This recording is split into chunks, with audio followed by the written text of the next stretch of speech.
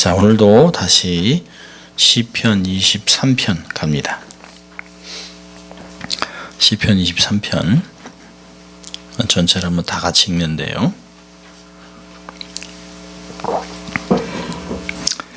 찾으셨으면 함께 같이 읽습니다. 여호와는 나의 목자시니 내가 부족함이 없으리로다. 그가 나를 푸른 초장에 누이시며 쉴만한 물가로 인도하시는도다.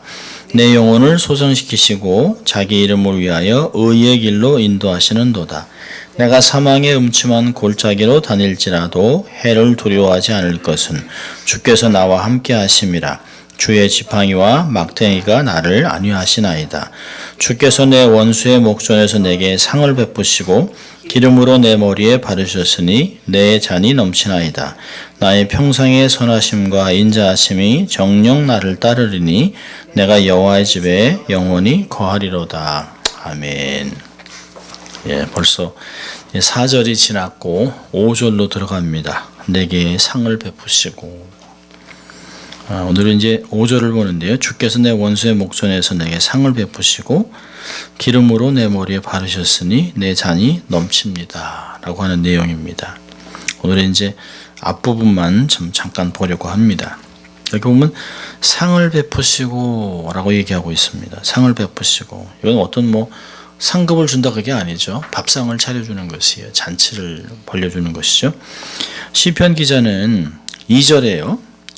목자가 양을 위해서 양떼를 위하여 양식과 물을 주신다. 그래서 2절에 그가 나를 푸른 초장에 누이시며 쉴만한 물가로 인도하시는다 라고 얘기를 했습니다.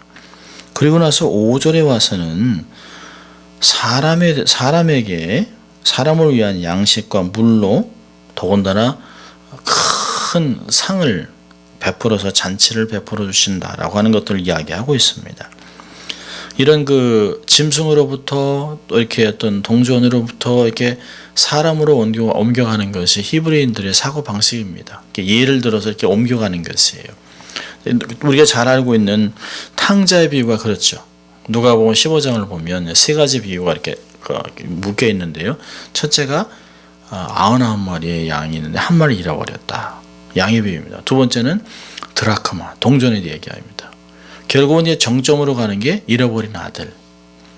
그래서 이렇게 비유를 가면서 정점으로 사람에 대한, 결국 하나님이 사람에 대한 생각이 얼마나 대단하신가. 시편 8편에 있는 것 같이 사람을 천사보다, 하나님보다 조금 못하게 지으셨다. 또 시편에서는 하나님이 우리를 향한 생각이 얼마나 많은지요. 내가 감당을 못하겠습니다. 너무 감사합니다. 라고 하는 내용들을 우리가 쉽게 볼 수 있습니다. 이 보면 우리가 이제 고대 근동 지방이나 중동 문화에서 보면 손님 접대 문화가 대단합니다.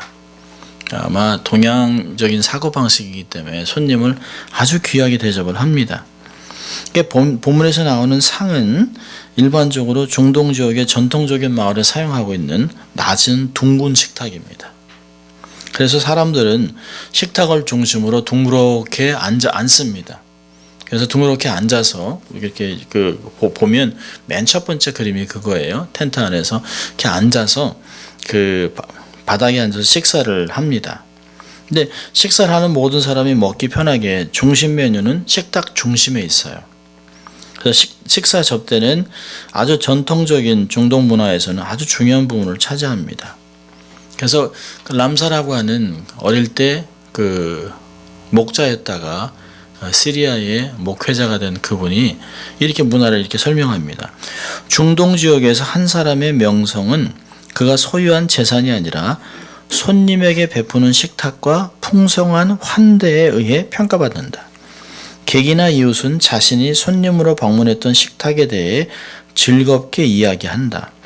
이야기가 엮여서 소문이 되고 그 소문은 마을과 마을로 전해지며 또 세대를 거쳐 전해지게 된다.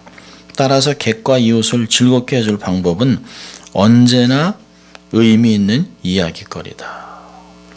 그러니까 굉장히 저 집은 손님 접대를 대단하게 잘하는 집이라고 하는 것이 중동에서는 굉장한 칭찬입니다. 사실 문전박대했다 야박하잖아요. 한국도 사실은 그거 안 좋은 거잖아요.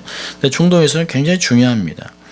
그럼 사실 전통적인 중동 문화에서 이런 사회에서 자신의 부를 자랑하고 싶으면 뭐 지금같이 막 큰 궁궐 같은 집을 짓고 뭐 대문에서부터 집까지 가는데 차 타고 들어가고 뭐 차가 뭐 20만 불, 30만 불짜리 그런 게 중요한 것이 아닙니다. 중동에서는 누가 부자냐, 누가 존경을 받느냐, 손님들을 많이 초청을 해서 그들에게 정말 맛있는 음식을 대접하고 그들에게 정말 엄청난 식사를 대접하는데 3번을 연달아 하면 그 사람은 굉장한 부자로 존경을 받습니다.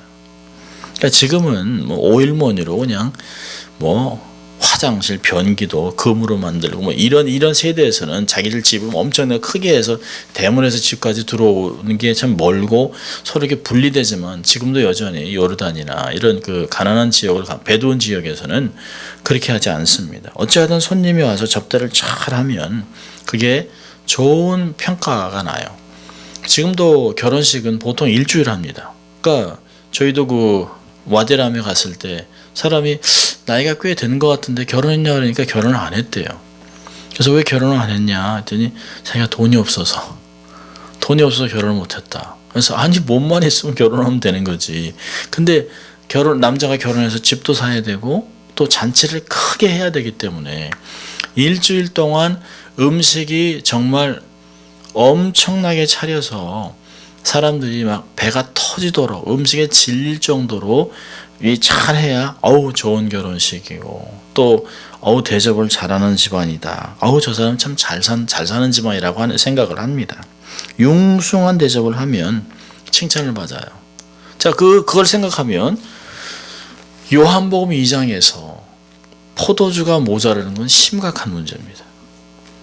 결혼식에서 포도주가 모자란다. 그러니까 예수님도 거기 있었고 어머니도 있었고 제자들도 있는데 어머니가 얼마나 당황했겠습니까? 아마 예수님의 친척 집안이 있겠죠. 예수님한테 가서 포도주가 모자란다. 그러니까 예수님이 여인이요 나와 무슨 상관이 있습니까? 그런데 어머니가 그러죠. 시키는 대로 하라고. 그래서 정말 그 결례를 향하는 큰 물동이에 발 씻는 물에 물을 담아놓고 그걸 퍼다 주라 그럽니다. 퍼다 줬는데 극상품의 포도주가 돼요. 그래서 그 구절을 보면 연회장이 뭐라 하냐면 그 결혼식 전체를 주관하는 사람이 있습니다. 연회장이 물로 된 포도주를 맛보고 어디서 났는지 알지 못하되 물도온 하인들을 알더라. 연회장이 신랑을 불러 말하되 사람마다 먼저 좋은 포도주를 내고 취한 후에 낮은 것을 내거든 그대는 지금까지 좋은 포도주를 두었도다 하니라. 그러니까 그 당시는 돈이 많이 드니까 처음에는 좋은 포도를 내서 사람이 취하면 점점 질이 낮은 걸로 가져오는 거예요.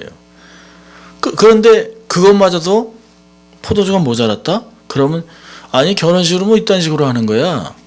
이거 뭐 손님을 초청해 놓고 음식도 모자라고 포도주도 없고 이거 뭐 여기 내가 왜 왔나? 뭐 이런 식으로 나온다는 거죠.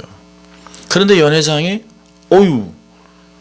평상시엔 다른 사람들 다 그렇게 하는데 질이 낮은 포도주 주는데 어떻게 이렇게 좋은 극상품의 포도주를 지금까지 뒀냐라고 칭찬을 했다는 것이에요. 극찬을 했습니다.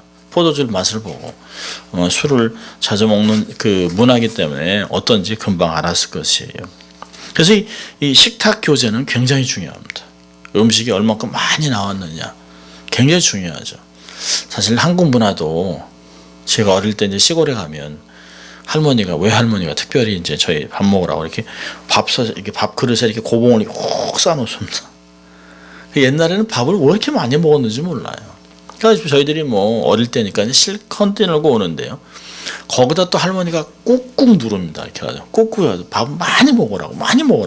그러니까 할머니는 어려운 시절을 지냈으니까 손자들이 밥 많이 먹는 거 보고 그냥 좋은 거예요. 그 당시는 드시다가 이렇게 그 김치 묻어 있는 거 밥도 푹 퍼가지고 또 우리 먹으라 그러고 물 다 붓고 다 먹으라 그러고 그럼 다 먹어야 되는 거예요. 그러니까 굉장히 중요한 겁니다. 식사는 굉장히 중요해요. 여기서 원수의 목전에서 상을 베푼다. 대단한 이야기를 하는 것이에요. 이건 뭐 좀 있으면 다르겠습니다만은 여기 상을 베푸신다라고 하는 의미는 식사 준비를 의미합니다. 식사 준비. 구약에서 반복해서 이 상을 베푼다라고 하는 걸 등장하고 있습니다. 그 시편 78편을 보면 광야 생활을 회고하면서 이게 18절에부터 20절까지 이렇게 얘기합니다. 저희가 저희 탐욕대로 식물을 구하여 그 심중에 하나님을 시험하였으며 그뿐 아니라 하나님을 대적하여 말하기를 하나님이 광야에서 능히 식탁을 준비하시랴 이렇게 얘기합니다. 저가 반석을 쳐서 물을 내심에 시내가 넘쳤거니와 또 능히 떡을 주시며 백성을 위하여 고기를 예비하시라 하였도다. 떡과 고기 이런 것도 굉장히 중요해요. 광야의 식탁 5,000명을 먹인 그런 것들이 다 구약의 그림자입니다. 이 사람들이 얘기하는 게 광야에서 능히 식탁을 베풀겠냐. 이게 목자들이 하는 이야기들입니다. 또 이사야 21장 보면 그달이 식탁을 베풀고 파수꾼을 세우고 먹고 마시도다. 너희 방백들이 일어나 방패에 기름을 바를지어다. 또요 이사야 65장 11절 보면 오직 나 여호와를 버리며 나의 성산을 잊고 가색에 상을 베풀어 놓으며 그러니까 이 상을 베푼다는 건 어떤 음식을 해서 우상에게 바친다는 것이에요. 마치 옛날에 성황당이나 이런 데 가서 시루떡 해가지고 이렇게 주고 올리고 절하고 이런 거랑 똑같은 걸 이야기하고 있습니다. 전통적으로 중동 사회 사람들은 개인 접시나 식사 도구가 없어요. 그리고 이렇게 여기 사진을 이렇게 보면 큰 그 사라파라는 그 음식 거기에 가운데 이렇게 해가지고 손으로 이렇게 해가지고 해서 이렇게 손으로 먹습니다. 널찍한 빵을 적당한 크기로 썰어서 그것으로 고기와 이제 밥을 싸서 먹죠. 그러니까 식사의 시작은 신선한 빵 한 조각입니다. 그러니까 집주인은 절대로 요리를 하지 않습니다. 집주인은 초청을 해서 식사를 대접하지만 요리는 누구 역할이에요? 여인과 하인들의 역할입니다. 음식은 종과 여인들이 준비해요. 여러분 아브라함이 그 창세기 18장, 19장을 쭉 보면 세 천사의 모습으로 지나가죠. 그러니까 아브라함이 그 천사를 보고 후다닥 뛰어갑니다. 가서 좀 여기 그 그늘에 앉아서 쉬어가시라고 음식도 드시라고 이렇게 강권합니다. 그러니까 그렇게 하겠다 그러니까 급하게 또 막 달려가서 사라에게 밀가루를 가지고 빵을 구우라 그럽니다. 떡을 구우라 그럽니다. 그리고 막 또 뛰어갑니다. 거기 보면 막 뛰어가서 이리 뛰고 저리 뛰고 막 합니다. 그 종아에는 송아지 한 마리를 잡아라. 빨리 음식 해라. 해가지고 이렇게 모시는 것들을 볼 수 있어요. 근데 아브라함이 식사를 준비하지 않습니다. 그냥 준비를 해라라고 얘기를 하고 있어요. 근데 이런 모습이 어디서 나오냐면 누가복음 15장에 또 나오고 있습니다. 누가복음 15장에 아버지가 탕자가 돌아와서 그를 맞이한 후에 살찐 송아지를 잡아라 라고 얘기하고 있습니다. 창세기에서 나오는 모습하고 거의 같아요. 잡으라고 하지만 아버지가 요리하지 않습니다. 아버지가 요리하지 않고 종들에게 그러니까 하인 막 잔치 소리가 나니까 형이 집에 들어오다가 이거 뭐야? 그러니까 둘째 도련님이 돌아와서 아버지가 살찐 송아지를 잡고 잔치를 벌였습니다 라고 얘기하고 있습니다. 그러니까 잔치는 아버지가 벌였지만 식사 준비는 다 종들이 하는 것이에요. 그리고 식사를 하면서 함께 교제를 위해 식사를 하는 것입니다. 자, 그런데 놀라운 것은 시편 23편은 누가 식사를 준비하냐는 거예요. 시편 23편에서 상을 베푸는 것은 누구냐면 하나님이 하시는 거예요. 하나님이 직접 요리까지 하시고 상을 베풀고 있습니다. 상상을 초월하는 것이에요. 신이 목자가 주인이 그럴 수 없는 일을 주님이 하고 있습니다. 자, 그런데 이게요 어디서 진짜 실제적으로 나타나냐면 예수님이 십자가에서 돌아가시고 나서 부활하신 후에 제자들이 3일 동안 나 고기 잡으러 간다. 그리고 디바리 바다에 가서 밤새 고기를 잡는데 못 잡아요.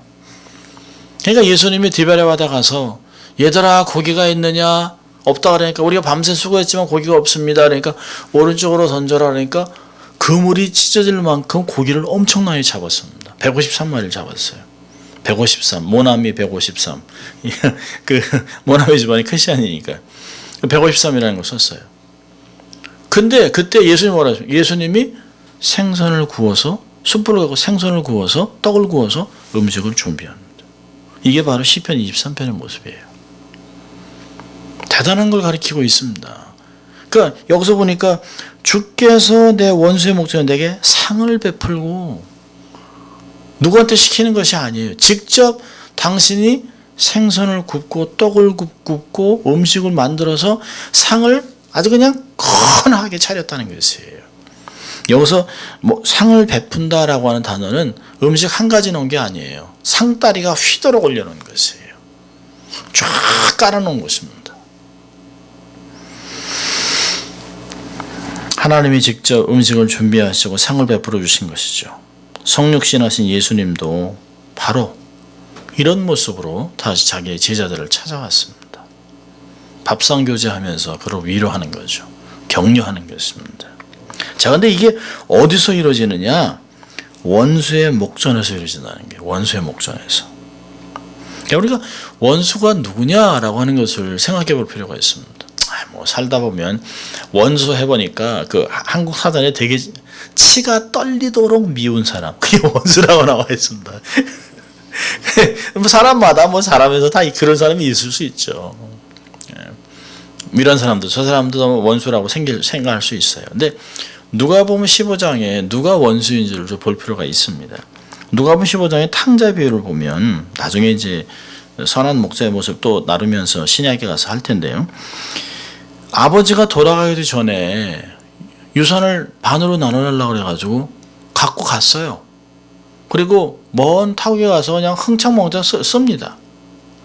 여러분, 이게 한국 문화에서도 그러면요, 이거 맞아 죽일 놈이죠. 천벌을 받을 놈이죠. 불효죠, 불효. 불효가 막심한 거죠. 그 당시에 유산을, 아버지가 돌아가시기 전에 유산을 달라는 건 아버지 빨리 죽고, 빨리 죽어야 아내가 하니까 죽었다 치고 돈을 달라는 거죠. 중동 문화에서는 체면 문화이기 때문에 이건 있을 수가 없는 일입니다. 그러니까 아버지의 얼굴에 먹칠을 한 거예요. 근데 이 중동 사회는 마을마다 이게 조직이 있습니다. 그래서 그 안에 촌장이 있고 뭐 이렇게 한국도 그렇잖아요. 면장, 이장 있는 것 같이. 근데 앱솔루트한 파워가 있어요. 그리고 마을마다 경쟁이 굉장히 심해요. 그러니까 다른 마을에 있는 사람이 이곳에 함부로 들어오지 못합니다. 자녀를 함께 키운다고 그래요. 근데 마을 사람들이요, 야, 저 아버지 명예만 실추된 게 아니라 우리 동네 마을 완전 똥됐다 생각하고 있습니다. 그래서 어떤 결정을 할까요? 이 자식 돌아오기만 하면 때려 죽인다. 그런 결의를 다 했을 것이에요. 근데 아버지도 그걸 알죠. 근데 아버지가 뭘 하냐면, 아버지가 동네 사람들이 자기의 아들에 대해서 얼마나 경멸하고 얼마나 분노하는지 우리 마을에 대해서 수치를 줬다고 생각하고 있는 걸 알고 있지만, 뭘 또 하나 알고 있냐면, 아들의 성품을 너무 잘 알아요. 얘 가다 돈 다 쓰고 이제 금방 산거지에서 돌아온다는 걸 금방 알고 있습니다. 그래서 아버지가 하는 게 뭘까요? 항상 멀리 보는 거예요. 그 당시에는 마을이 다 산 중턱에 있습니다. 그러니까 사람이 마을에 들어오려면 이게 산을 이렇게 끼고 올라와야 돼요. 그러니까 이렇게 보이면 다 보입니다. 자, 그런데 누가복음 15장 20절을 보면, 이에 일어나서 아버지께로 돌아가니라. 아직도 상고가 먼데 아버지가 저를 보고 측은히 여겨 달려가 목을 안고 입을 맞춘다. 이게 무슨 그림입니까? 아버지는 동네 사람의 분노를 알아요. 아들이 자기가 가서 먼저 화해를 제스처를 해가지고 모든 사람 앞에서 어유 우리 아들 괜찮아 내가 다 용서했어 다 해서 이 화해 제스처를 하지 않으면 돌에 맞아 죽든지 두들겨 맞든지 쫓겨나는 걸 너무 잘 알고 있습니다. 그러니까 아버지는 터벅터벅 돌아오는 아들이 동네 사람한테 잡히기 전에 자기가 먼저 달려가는 거예요. 달려가서 아들을 잡고 사람들에게 우리 아들이 돌아왔다고. 근데 아버지가 용서를 했기 때문에 할 말이 없는 거예요. 만약에 동네 사람한테 잡혔으면 아마 두들겨 맞든지 부러졌든지 아마 내 눈에 흙이 들어가기 전까지 이 동네 못 들어 어디 발을 들이나 몽둥이를 그냥 찜질해서 쫓아내라고 그냥 그랬을 것이에요. 그러니까 아버지의 마음이 얼마나 기가 막히니 너무너무 잘 알고 있습니다. 아버지의 마음은 대단한 거죠. 아들에 대한 생각이 기가 막힌 것이에요. 자, 그런데요. 이 누가복음 15장에서 이야기하는 그 원수의 목전에 상을 베푼다는 것은 어떤 의미냐면, 첫째로는 아버지가 화해의 제스처를 하는 것이에요. 화해의 제스처를. 돌아온 아들을 위해서 동네 사람들 초청해서 잔치를 베풀었습니다. 살찐 송아리 한 마리를 잡았어요. 양을 잡은 게 아니에요. 특별하게 송아지를 잡았다고 얘기합니다. 송아지는 큰 돈입니다. 그걸로 온 동네 사람을 다 부른 것이에요. 근데요, 이 잔치는 돌아온 탕자를 위한 것이 아니에요. 뭘 잘했다고, 야, 탕자 돌아왔네, 금이 환영, 그게 아니에요. 그 잔치가 아니라 아버지가 값비싼 대가를 지불하고 자기의 수치를 감당하면서도 잡아서 사람들에게 대접을 하면서, 여러분, 제가 아들을 용서했습니다. 제가 이렇게 아들을 위해서 대가를 지불했습니다. 여러분도 내 아들을 받아주세요. 라고 하는 제스처예요.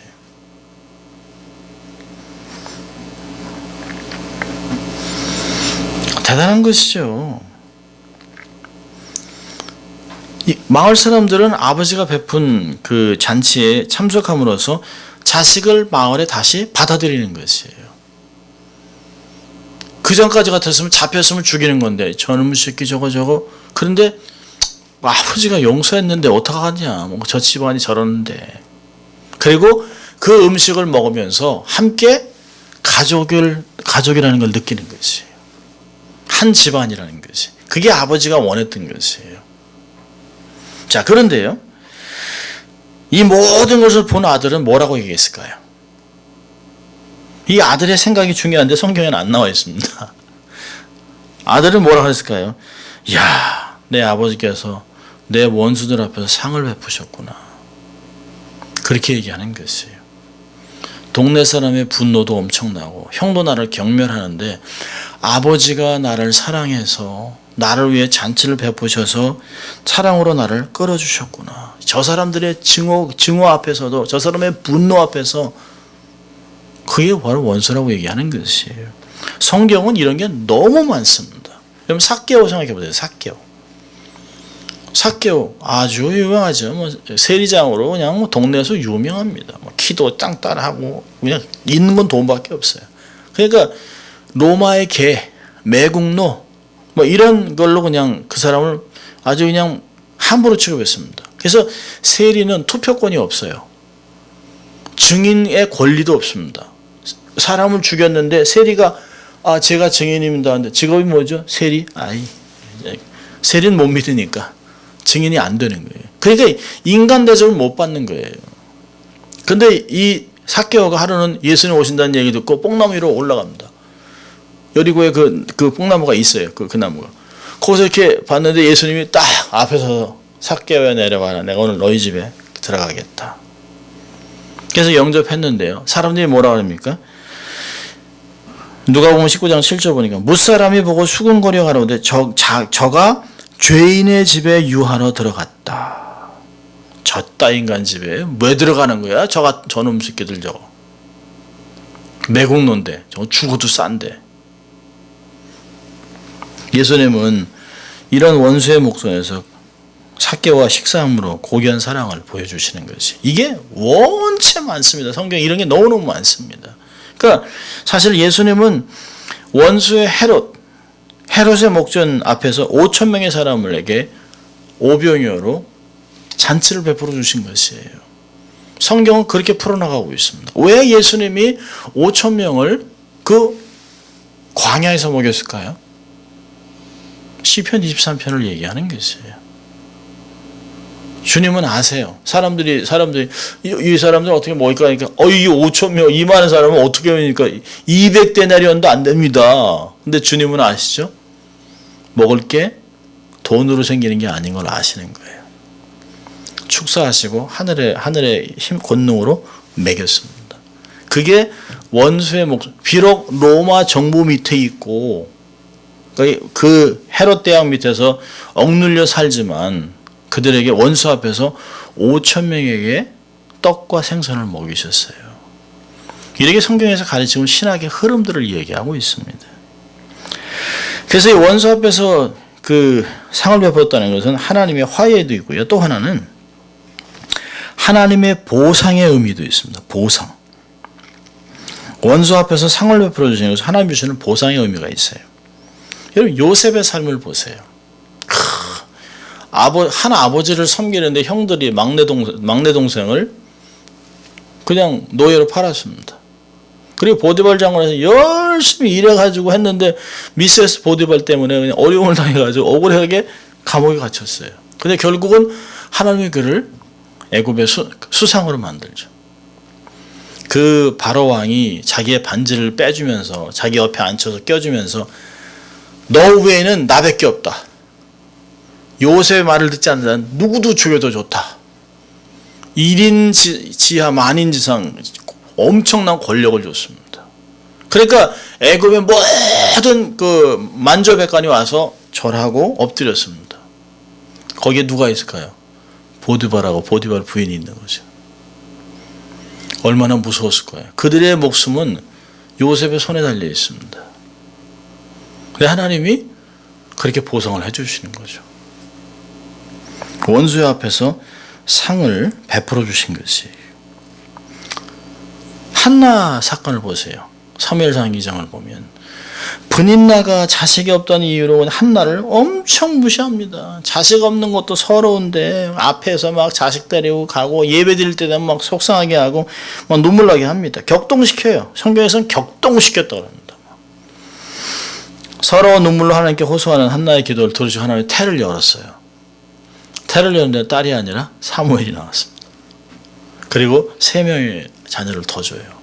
특별히 사무엘의 돌잔치 할 때 얼마나 기가 막혔을까요? 기가 막힌 역사죠. 뭐 하나님이 주신 거죠.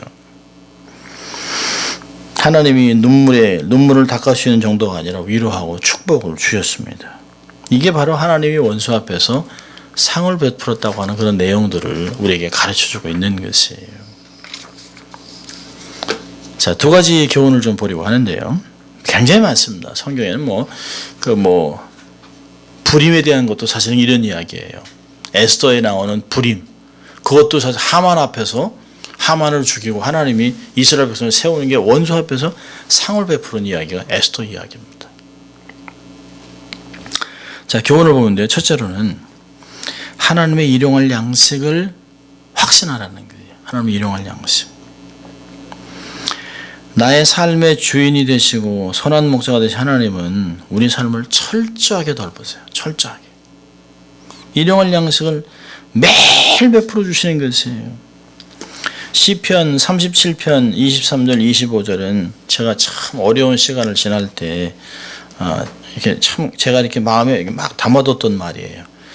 시편 37편 23절부터 보면 여호와께서 사람의 걸음을 정하시고 그 길을 기뻐하시나니 저는 넘어지나 아주 엎드러지지 아니함은 여호와께서 손을 붙드심이라. 내가 어려서부터 늙기까지 의인이 버림을 당하거나 그 자손이 걸식함을 보지 못하였도다.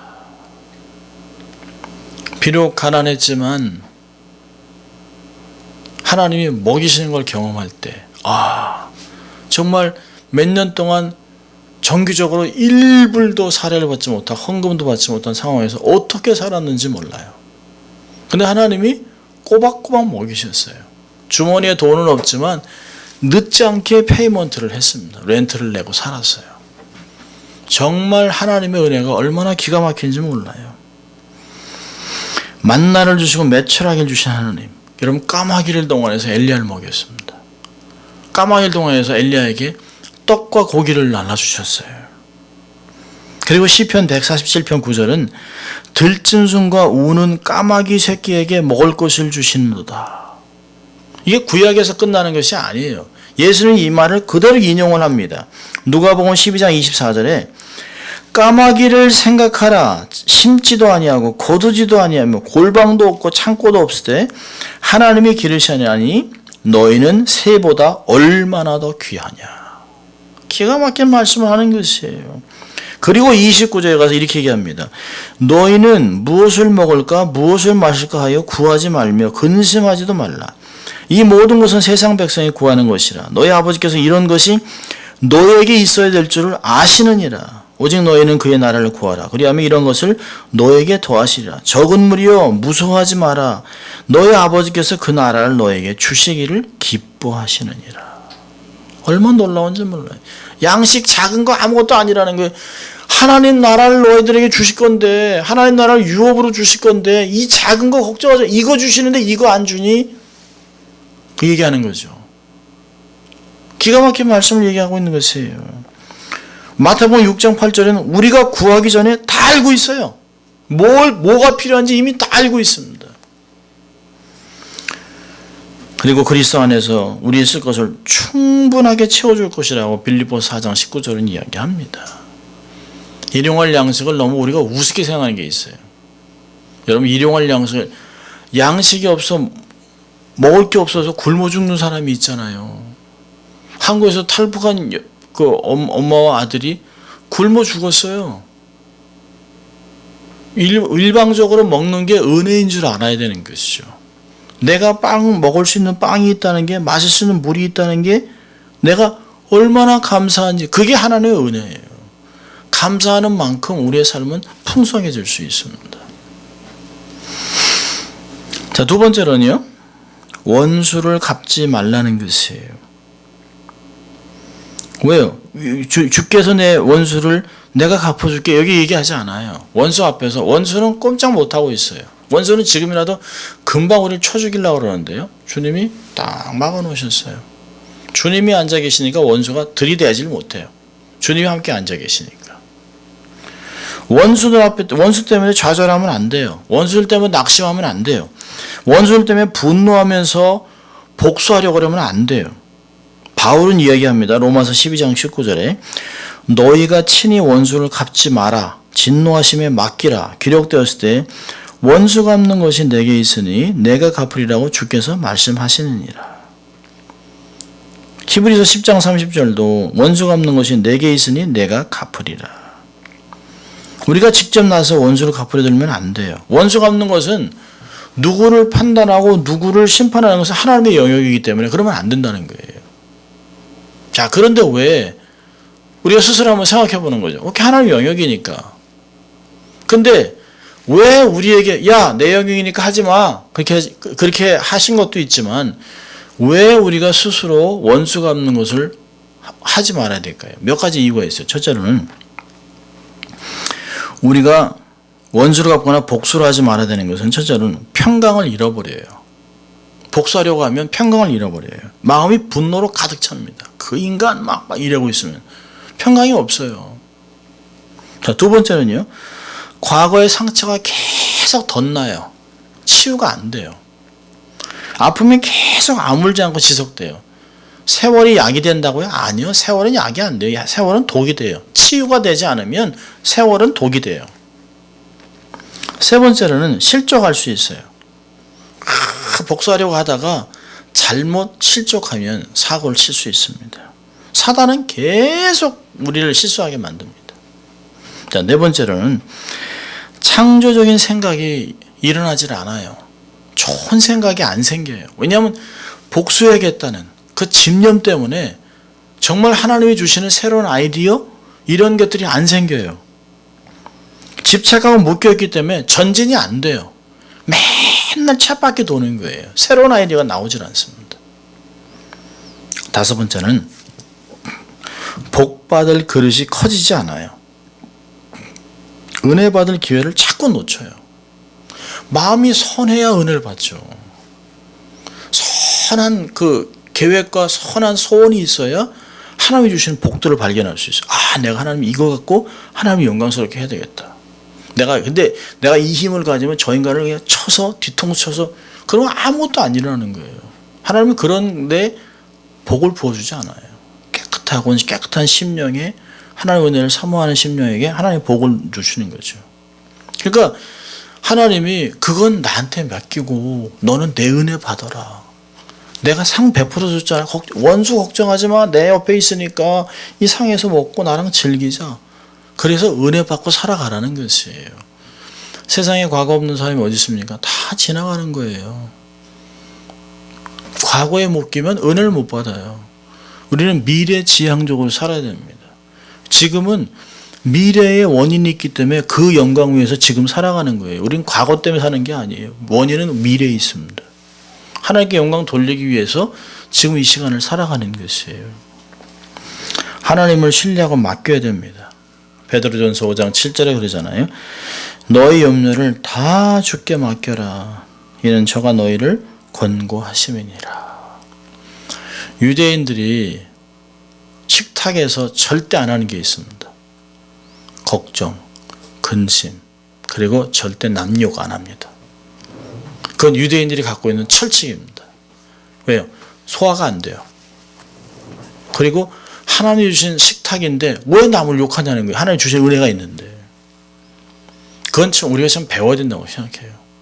정말 하나님의 식탁과 교제하면서 하나님의 축복에 감사하고 이제까지 주신 하나님의 은혜에 감사하고 또 지금 이렇게 가정에 있는 게 감사하고 앞으로 주실 은혜에 감사하고 다음 주에 또 이렇게 주실 하나님께 감사하고 그리고 축복하고 좋은 얘기만 하는 거예요.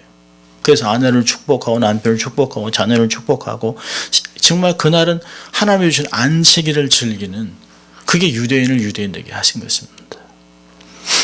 오늘 시편 23편의 말씀은 우리에게 이런 것들을 얘기하는 것이에요. 하나님이 내게 상을 베풀어주셨다. 원수들이 내 앞에 정말 그냥 원수들이에요. 원수가 아니라 원수들이 널려 있는데도 불구하고 머리털 하나 상하지 못하는 건데 주님이 나를 이렇게 도와서 막 상을 베풀어주는데 사람들이 원수들이 아니 저놈은 누구길래 저렇게 하나님이 저렇게 복을 주는 거야. 그 옆에 끼지도 못하죠. 우리는 그냥 하나님 주신 은혜를 받으면 돼요. 받으면. 그리고 감사하면 됩니다. 주님과 함께 음식을 나누고 교제하는 우리의 삶이 될 수 있길 주의 이름으로 축원합니다.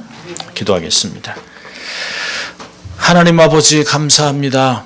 오늘도 하나님 저희들을 말씀 앞으로 초청하셔서 다시 한번 하나님이 얼마나 좋으신 분인지 하나님 우리의 목자 되셔 원수 앞에서 상을 베풀어 주시고 복되게 하시는 그 축복을 감사합니다. 절대로 낙심하지 않게 하시고 어떤 상황 속에서도 소망을 가지고 주님이 주시는 은혜를 경험하고 오히려 축복을 흘려보내는 축복의 통로가 될 수 있도록 하나님 축복해 주시옵소서. 감사하고 예수님 이름으로 기도합니다. 아멘.